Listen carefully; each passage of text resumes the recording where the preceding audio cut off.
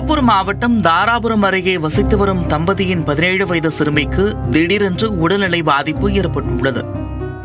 பெற்றோர் அவரிடம் கேட்டபோது சிறுமி உடல் ரீதியிலான பாதிப்பை மறைத்து ஒன்றும் சொல்ல முடியாது என்று கண்ணீருடன் பெற்றோர்களை பார்த்து தெரிவித்துள்ளார். இதனால் சந்தேகமடைந்த பெற்றோர் சிறுமியிடம் வற்புறுத்தி கேட்க தனக்கு கருக்கலைப்பு செய்ததால் உடல்நிலை பாதிக்கப்பட்ட தகவலை தெரிவித்துள்ளார். தாராபுரம் ஏரகாம்பட்டி கோமாளி தோட்டத்தில் வசிக்கும் ராஜேந்திரன் என்ற 65 வயது முதியவர் சிறுமியை பலாத்காரம் செய்தது தெரிய வந்துள்ளது. 5 மாத கர்ப்பமாக இருந்த சிறுமிக்கு கருக்கலைப்பு செய்து இதை வெளியே சொன்னால் சிறுமியின் பெற்றோரை கொலை செய்து விடுவதாக மிரட்டியுள்ளார் ராஜேந்திரன். இதனால் பயந்து போன சிறுமி இதுகுறித்து யாரிடமும் சொல்லாமல் இருந்திருக்கிறார். மேலும் விசாரித்த போது தாராபுரம் அரசு மருத்துவமனையில் தலைமை செவிலியராக பணியாற்றி வரும் உஷாராணி என்பவர் கருக்கலைப்பு செய்ததும் தெரிய வந்துள்ளது.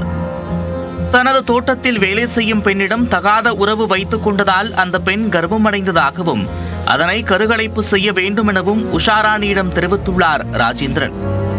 சிறுமியை தென்தாரையில் உள்ள தனது வீட்டிற்கு வரவழைத்த செவிலியர் உஷாராணி கருக்கலைப்பு செய்துள்ளார்.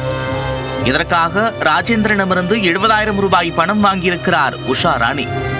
திருப்பூர் குழந்தைகள் நல அமைப்பினர் கொடுத்த புகாரின் பேரில் தாராபுரம் அனைத்து மகளிர் காவல் நிலைய போலீசார் ராஜேந்திரனையும் செவிலியர் உஷாராணியையும் கைது செய்துள்ளனர். இருவரையும் தாராபுரம் அரசு மருத்துவமனையில் பரிசோதனை செய்து பின்னர் சிறையில் அடைத்தனர். சிறுமியை கர்ப்பமாக்கிய முதியவர் ராஜேந்திரன் மற்றும் கருக்கலைப்பு செய்த தலைமை செவிலியர் உஷாராணி ஆகியோர் மீது போக்சோ சட்டத்தின் கீழ் நடவடிக்கை எடுக்கப்பட்டுள்ளது.